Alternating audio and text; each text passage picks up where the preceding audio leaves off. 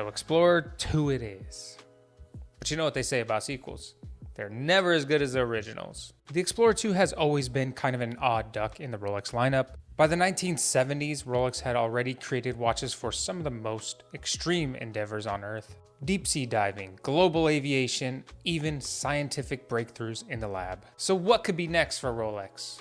Well, cave dwellers, of course. In usual fashion, Rolex created a watch that consumers didn't ask for and didn't know that they'd love until decades later. The original 1655, dubbed the Frencioni or the Steve McQueen, despite Steve McQueen never owning or wearing one, but that's a story for another day. It featured small offset squares and rectangles that created a checkerboard pattern for 24-hour time. At the time, it was highly criticized for being difficult to read, but that design was actually quite intentional. The goal for Rolex was to create a watch that cave dwellers could use to indicate AM/PM in environments where little to no light would be available for days on end. That's why the Explorer 2 featured a giant orange 24-hour hand, not to track a second time zone like the modern Explorer 2, but to serve as a dedicated 24-hour display for the time of day.